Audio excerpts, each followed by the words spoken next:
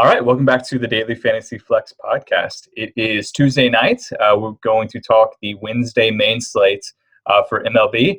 I am here. I don't have to do it by myself. I did it by myself for the Tuesday slate, a solo pod, and it is not fun to talk to yourself for 20, 30 minutes. So I have a guest here with me. Is a new guest to the pod is Jonathan Cabezas, also known as Jay Cabe, or Cabe as we call him. John, what's going on, man? Not much, man. Happy to be on. I thought you did a good job talking to yourself earlier today. Thank you. It was natural. It almost seemed like you did it all the time. Yeah, well, yeah, I might. Yeah, I'll keep that a secret. But yeah, so we're going to talk Wednesday slate, and obviously we have, I think it's a fairly decent slate. Yeah, 11 games. Some of these like 15-gamer night slates are tough. There's so many games, but I think this is a good slate. I think we have a fairly clear pitcher that we'll talk about, and some high implied totals. So I think that we might have a lot of runs and a lot of home runs like we did tonight, which is always fun for DFS, especially the tournament. So let's jump right into it and we'll talk. First segment we'll run through is the Vegas lines.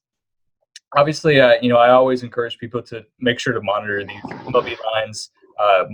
Move really quick, from the moment they're posted up until the game starts. These lines are moving like crazy. We see reverse line movements, all sort of things move. So definitely keep monitoring this. You can monitor on the site for sure. The high total teams right now, as of doing this pod, Texas is at 4.9. Yankees, Orioles are both at 4.7. On the low end, Arizona's at 3.1. San Francisco's at 3.5. And Pittsburgh and Detroit are both at 3.7. So I'm actually curious to get your thoughts on this, Cabe. Jay and I have been talking a lot. We've actually written some articles. A bunch of us have written articles about, sort of fading Vegas, especially in tournaments, or getting away from that earlier in the year. What's your stance on that? I've been following along with everybody's takes on that, and I've agreed up to this point. I guess the big question now is, when do we shift back? When does it shift? Yeah. And I've been starting to a little bit. When I target tournaments, I try to stay away from the top total on the slate anyway. So it wasn't that big of a change for me, kind of fading Vegas, because I try to look for ways to fade Vegas almost every night. There's just so much value in finding, if you can find potential upside in a stack or an offense that has a low total, I'm always all over that.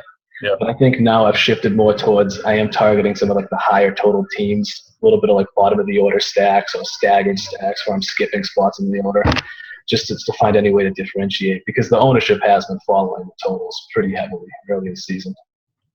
Yeah, it has. And that's always tough to figure out exactly when you want to switch back. And really, I think that this kind of goes into all stats. If you're looking at, you're looking at recent stats, or maybe you're looking at 2015 stats, because, for some of these guys, the pitchers that we're talking about, for example, some of these guys only have really at max 2 starts by this time. So it's, do you want to wait those 2 starts data, or do you want to kind of look at career averages or 2015 average? This is really just a conversation about data and trying to figure out, what's more important, a guy's recent form or a guy's long-term form.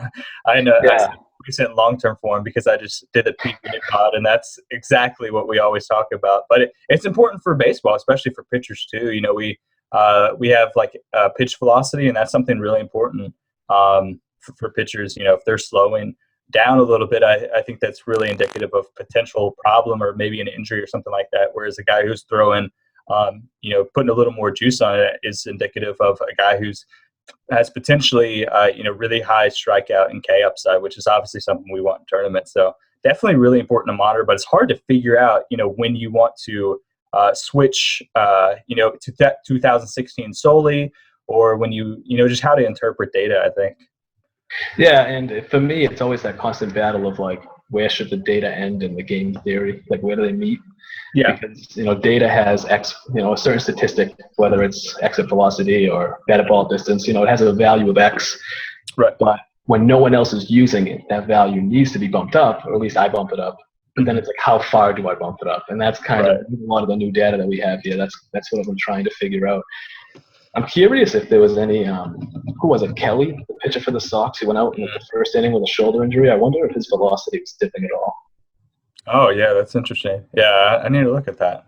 That's definitely a good call. Yeah, like if it had dipped in the first game and maybe there was something to predict that. Yeah, it's definitely interesting to check and look up on. Yeah, it's always tough to try to figure out, how to use this data. And I always have trouble, like, if I see something in my model or I spot an advanced stat, I don't know whether that's, like, common knowledge or whether it's, like, I'm finding an edge. Yeah, that's always tough as well. Yeah, and then I try, it's almost natural when you think you found the edge to just zero in on it. Oh, yeah. So I think it's important to try to take a step back, which I'm not the best at doing, but I do. And I understand the importance. I just haven't put it into like practical application quite yet. Oh, yeah. Like when you find a guy who has been struggling but has been crushing the ball, you can tell, like, with a hard hit percentage, and he's low price, and you're like, oh my gosh, he's going to be in every one of my lineups. He's going for 2 home runs tonight, and then he continues to struggle. It happens, but the process, I think, is what's important. Okay, let's blame it. Just blame it on variance. Yeah, just variance. Yeah, exactly. That's the only reason I lose. Yeah, never my fault for sure. Okay, let's move on to our next segment, which is we're going to talk about pitchers. And the way that we do this is we talk about 2 intriguing pitchers, and then we give a pitcher to fade. I will start, and then I'll kick to you, Kabe. So the first 2 pitchers I'm going to talk about, the first guy is Ian Kennedy. So I think he's intriguing because he obviously has high K upside. His K9 rate is 9.49, not exactly the over 10 range that some of these elite guys are at, but still very good. He has a decent WHIP at 1.27. Again, not great, not like super elite, but it is doable. He's facing Detroit, who's implied at 3.7 runs, which for this slate is actually pretty decent. He has a high park factor rating at 72, which I think is important here. So I really what I was trying to do is because there's a guy that you're going to mention in just a second who I think is the clear favorite, clear cash game guy to take. So I'm trying to find reasons to get off of him, and I won't mention him, so I'll let you introduce him. But Ian Kennedy is a potential guy with high K upside. Has talent, has whip, a low whip where he could potentially get control of the game, and at a low ownership could be intriguing. The next guy I'll mention before I kick it to you, Zach Greinke. I get it; he has a lot working against him. If you look at the stats, he's facing the Giants. They have the highest projected team WOBA, which is weighted on base average, on the slate, and they also have the lowest strikeout rate. So a guy, who is potentially intriguing because he has strikeout upside and a good whip, is facing a team that just is really tough to play against. However, what's in his favor is I do think that he is definitely an elite talent. He's lower owned and he's playing in a pitcher's park. He has a power factor rating of 100, which is as good as it gets. So I don't love him. I wouldn't play him in cash. But if I'm trying to get off the guy you're about to mention, Kennedy and Greinke are like at least intriguing for a couple of reasons. That's all I could do really. I'll kick it to you and let you start. Yeah, the other thing about Kennedy too, I was just trying to bring it up, but I wasn't able to get it up right now. I remember I was targeting Detroit early in the season because their hard hit percentage almost across the board was really high. Mm-hmm. And I actually went back and looked at it earlier today, and I believe that they've all dipped. Yeah. So Kennedy does have that going for him as well. But the guy I'm targeting, the guy you've been alluding to, is Madison Bumgarner. Mm-hmm. I mean, also with the 100 park rating, obviously going against Zach Greinke. The Diamondbacks are implied. When I checked, the last was 3.5 runs. I don't know if that moved at all. No, I think it's low, whatever it is. Yeah. Him, and Greinke, obviously they both have a favorable arm, but a favorable ballpark is 10.2 K9, third highest on the slate. He's just a classic example, and this is something that I don't know if other people go through, where I just need to not overthink him. Yeah. Mm-hmm. He stood out immediately. I do the check. I dig in some more. Everything lines up for him. He checks all the boxes, and I almost just need to step away.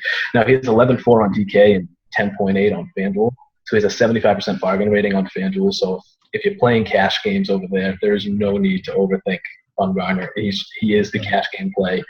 Me and you were just talking before the pod about just let your opponents make the mistake. Mm-hmm. Plug in Bumgarner, let other people overthink it, and win all the money. That's the strategy going into cash games tomorrow. Yeah.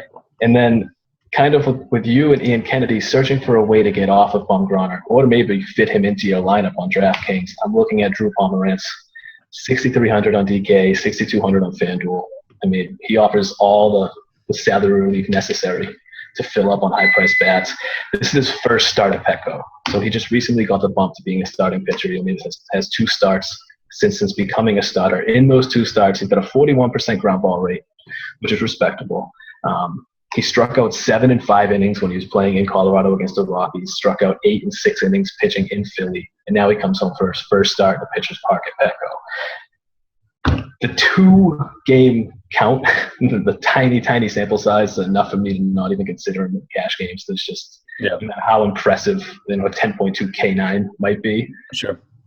I can't do it. And I don't think there's a need personally for me to have that much salary relief when I target pitchers in my cash games. But as far as tournaments go, at that price, I think he's worth plugging into at least a little bit of exposure because the K upside is there. He's shown it with a solid, very solid showing, in Coors Field. And then in Philly, he's coming home now. He's going to be the guy I would be pairing with Bumgarner to fit into some more of the expensive stacks that I'm eyeing going tomorrow. Yeah, that is definitely fair. I mean, you're not going to get a guy that cheap that has, the K upside that he does. You just don't find it really. Which actually brings me to a sort of ironic thing here. So we'll go with one to fade, and I'll start. My guy to fade is Pomeranz, because I think he's going to be fairly decently high owned in tournaments. I think people in DraftKings and 2-pitcher site are going to see all the things that we just mentioned. And think I can get some salary relief and still keep upside. So I think it's going to be a natural pairing for Bumgarner on DraftKings. So I'll just kind of point out some negatives. He has a low WHIP at 1.41, and Pittsburgh has a high projected team WOBA, just above 300. It's one of the higher ones of the slate. And Pittsburgh, I think, just has some really tough hitters.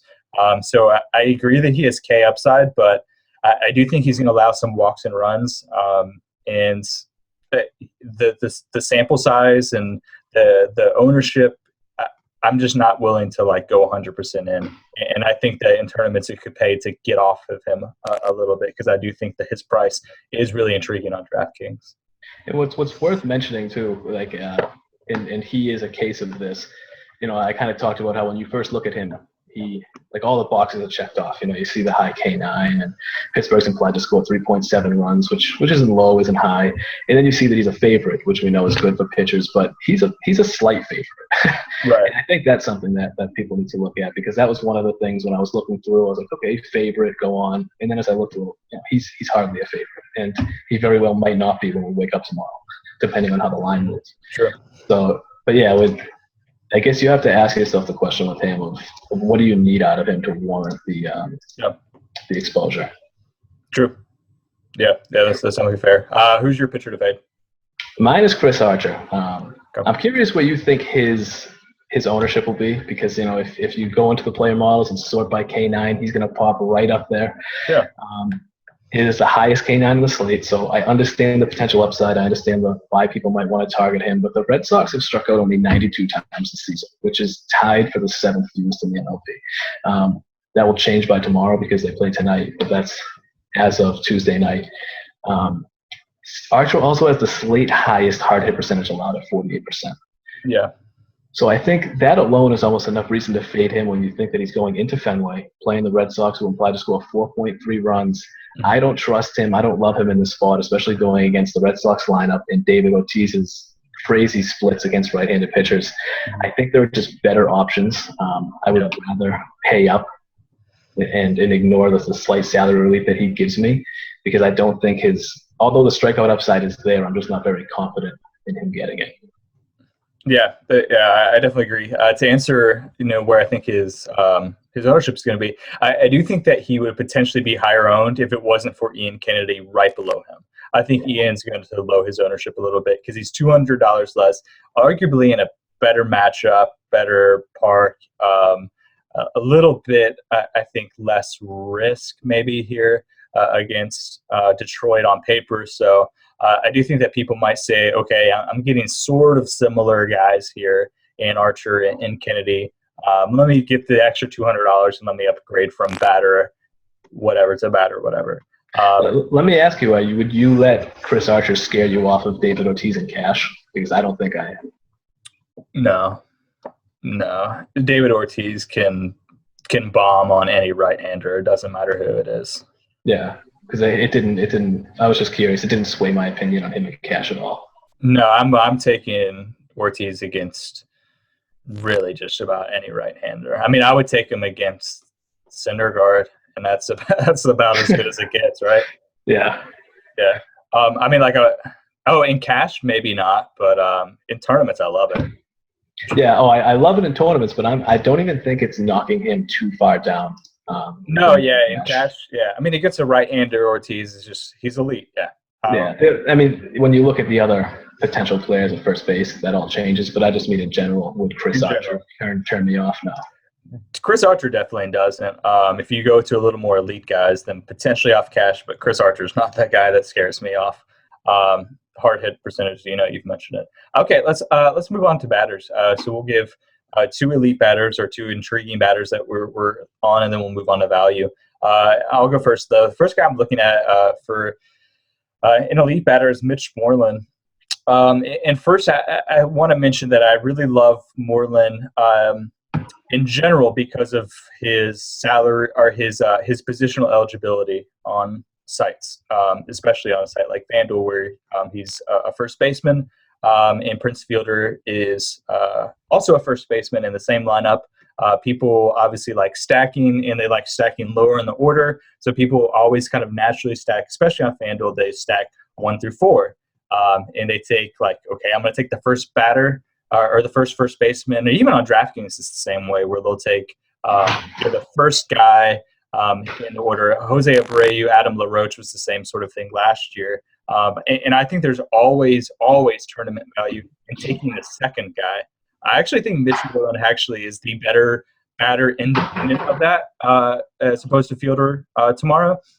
If you're factoring in salary and even his splits, I mean, he's a lead against right-handed pitchers. He's got 357 WOBA, 232 ISO. Going against Doug Fister, who's allowed the third most home runs in the slate. So I love him anyway, but I especially love him because of just kind of the weird positional things that he has to deal with Prince Fielder in the lineup as well.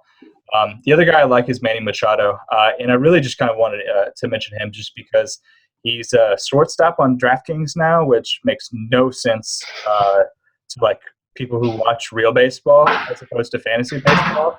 But shortstop is pretty ugly, so I do think that it's important to note that he's a shortstop now. It changes sort of kind of how you approach not only the slate, but just each position you fill. So I do think it's important to note that. Obviously, Machado is a great play. Really, any sort of night. He has elite stats. He got 399 WOBA, 250 ISO, 553 slugging.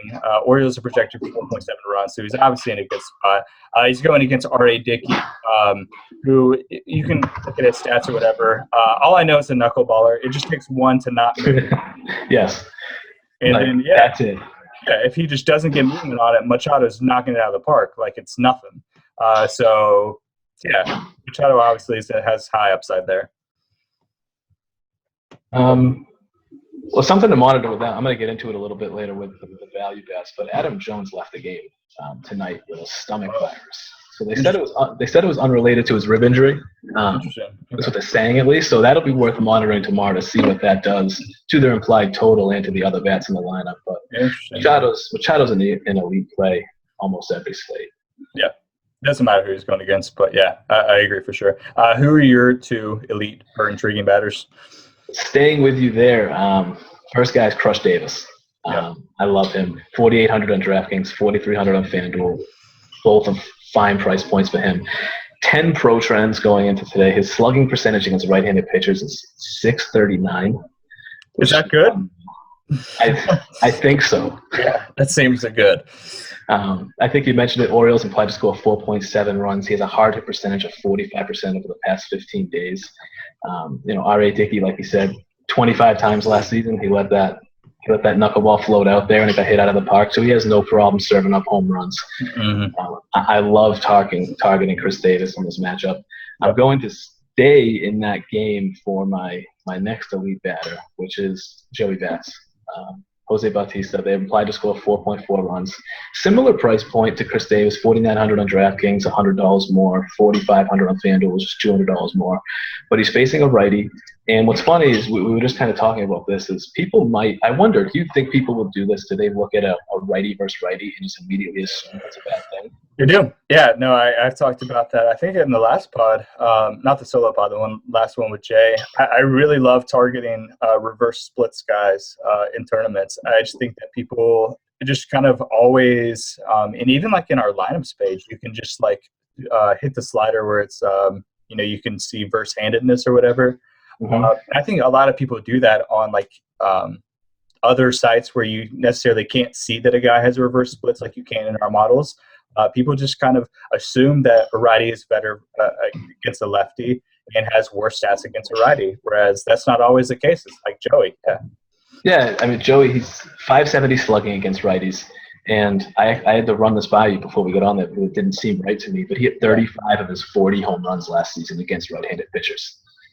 That is just an absurd ratio. And if people are going to overlook him being righty versus righty at all, that just improves his value. But, similar to almost any of our elite plays, he's an elite play any night, but specifically when facing a right-handed pitcher. Yeah, no, he definitely is. Yeah, a lot of people love targeting the Blue Jays when they face a lefty. A lot just because they just want to get Donaldson in there. So they'll include Bautista. But Bautista is like a sneaky guy to get right-handers. I don't think he'll be super sneaky tomorrow because of their implied lines, but he's obviously a great play against right-handers. He pretty much has no splits. Like his ISO is the same. The difference is 0.08. His WOBA diff 0.011.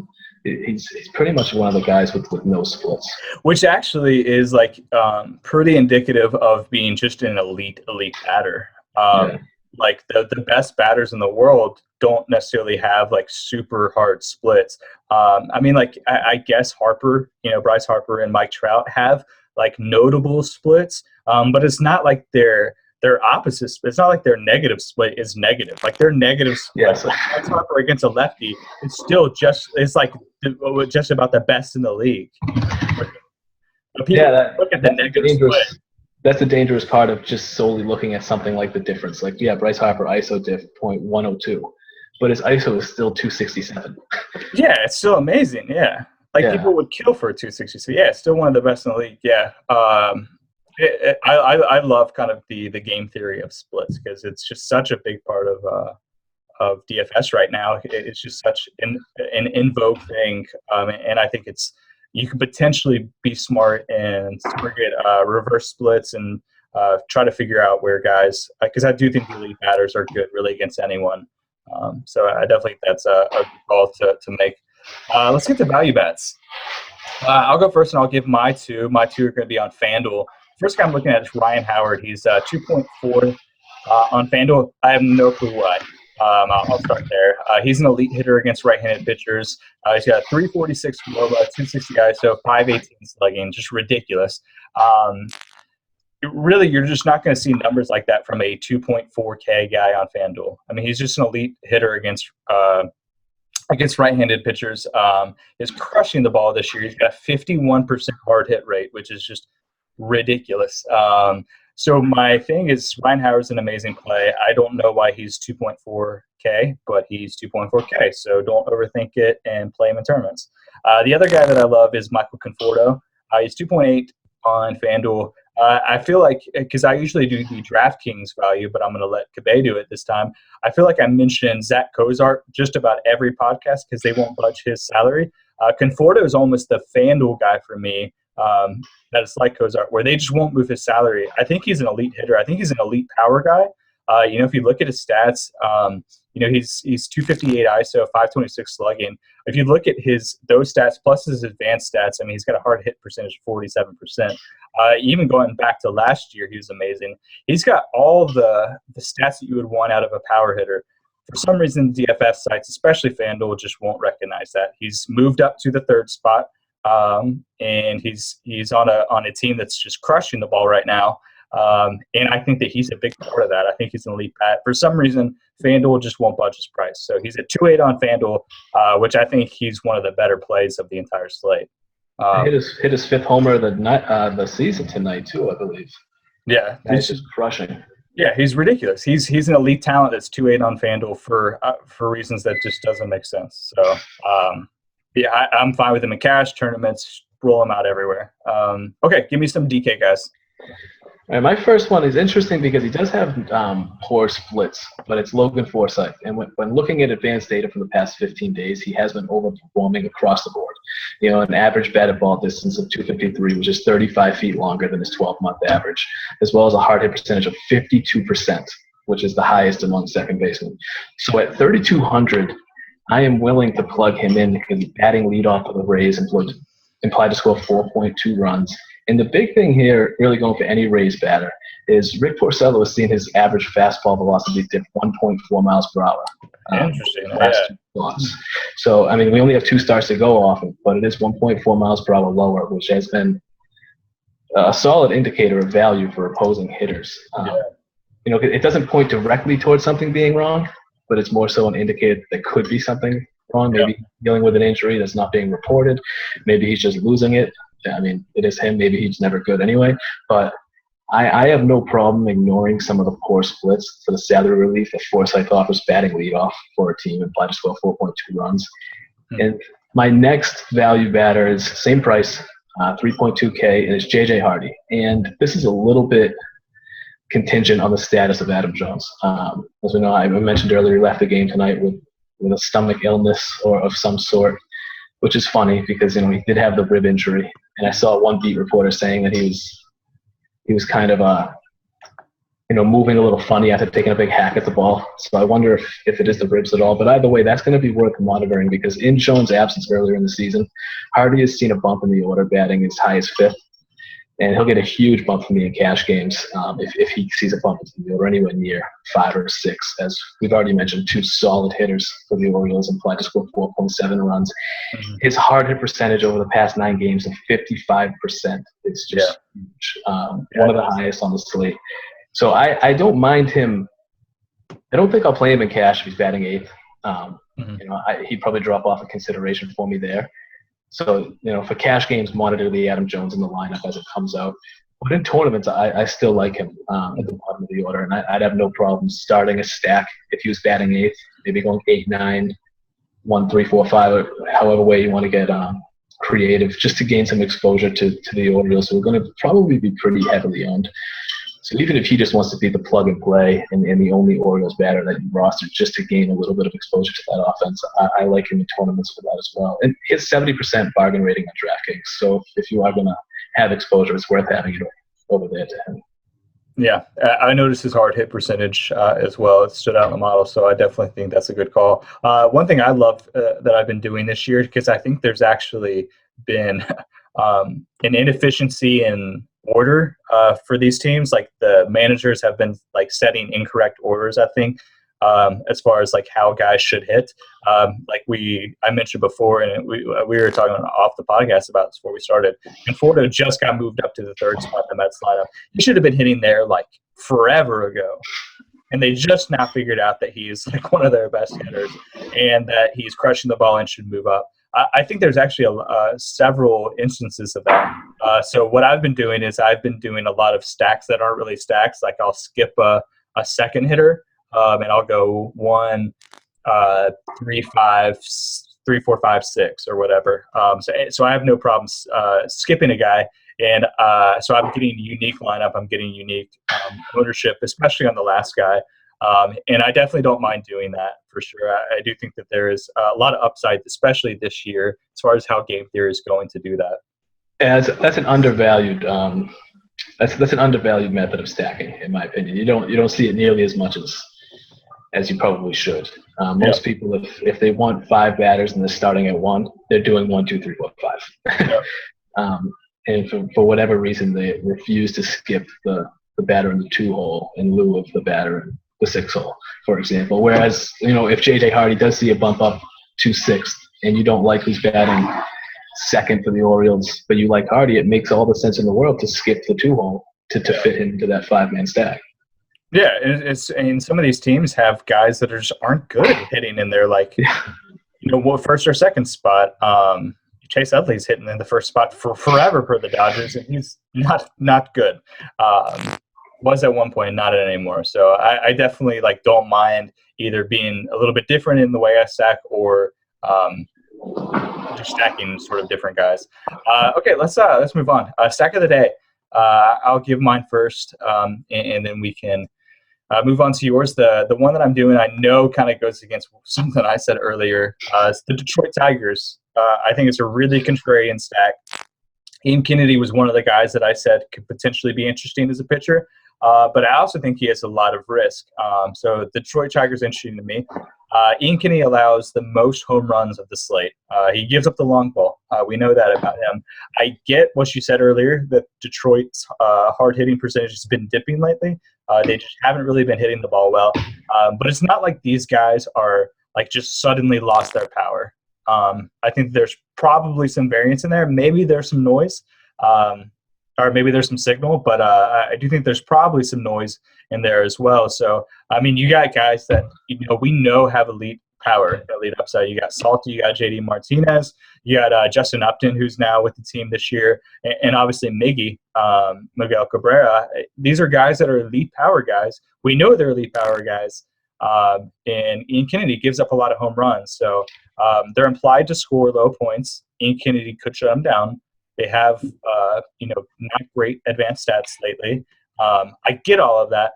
But if you're trying to find a contrarian, low salary stack that is going to pay off in a huge way in tournaments, I don't think that's a bad bet to make. That maybe that stuff will regress to the mean, and they'll go back to their hard hitting ways that they've been in the past. So yeah, and that's just a good example of what we kind of talked about earlier. Whereas we get, and everybody has a different process and looks at different things and weighs everything a little bit differently. But we get this new stat, this new advanced data. And, like I was saying, you try not to hone in on it because, again, just because somebody's has a low hard hit percentage over the past 15 days does not mean that they're a bad hitter. Right. It does not mean that they're incapable of hitting a home run. They're going to come back to the median eventually. It's a tool that we have to use, and overly weighting it can be as harmful as not having it. Yeah, and it's important to note also that data is not weighted by their opposition. So a guy who has faced Syndergaard, Bumgarner, and Kershaw in 3 straight games. I mean, I know that probably never happens, but in that theoretical that would suck.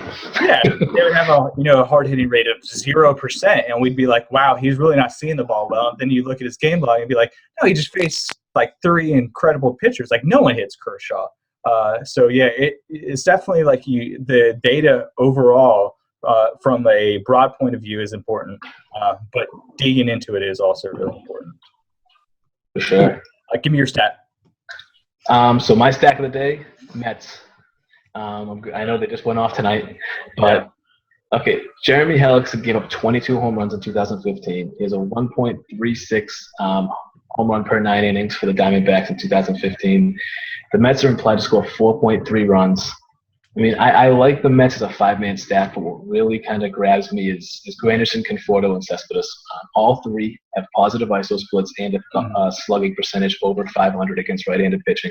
Cespedes and Conforto have been making unbelievable contact lately. Cespedes has a hard hit percentage of 50. Yeah. Conforto has a hard hit percentage of 47% in their past 8 or 9 games. Cespedes' ground ball percentage is only 16%. That's nuts. He's got a 50% fly ball rate. I mean, they're going nuts over the past 9 games, and I know nothing there is eye-opening. We've all seen it. One interesting stat me and you were just talking about, I saw this come across Twitter, since the Mets, this is not counting tonight's game, this is before the game when I saw this, since the Mets moved Conforto to batting third in the lineup, they have scored 6, 5, 6, 5, and 6 runs in these 5 games. So something is working after that move. They're cruising tonight. How many runs did they score when I checked? They had 6 through 6 innings. I think they finished over 11. Yeah, we're at 11 last time I checked, yeah. Yeah. So, I know, I've been screaming this Conforto thing for forever. He's so good. Yeah. I love him. I love them as a stack, but I don't know what the ownership's going to be. High. I'm expecting high because because especially after coming off tonight. So that kind of hurts them a bit. I do like the idea of going Granderson, Conforto, Cespedes, and trying to differentiate. For example, if you wanted to do a 5-man Tiger stack, that might be enough to differentiate yourself if you wanted to take those 3 batters to gain some really good exposure to the power of the Mets lineup. So they are my stack of the day. It's just if you're going to use them, you're going to have to find a way to be contrarian as well. Yeah, good call. And I do think that is really possible. And even if you're creative with it and using our models and finding gems using our advanced sets, I do think it is actually fairly easy to be contrarian. I mean, these Mets guys were like 3% owned tonight. So they're going to be way up there tomorrow. But, you can find guys like that we're talking about, like they're going to be high owned tomorrow, but there's going to be another guy that's 3% owned that has been crushing the ball. Like we've been yelling like, hey, the Mets been crushing the ball. And obviously, we saw the benefits of it tonight. There's going to be another player like that you can get at 3% owned on top of your Mets stack that's going to give you a unique lineup for sure. And if it fits, I'm not opposed, and this is entirely like a play style thing, but I'm not opposed to stacking the 3 of them in cash games. Me either. Something I've been doing a lot recently is stacking a little bit in my cash games. I'm not opposed to that at all. And probably like that a little bit more now. Yeah, I know Bales is a big proponent of stacking in cash games, and I've looked at a lot of the data as well, and I'm fine with it as well. I do think it's an interesting idea. I don't think it really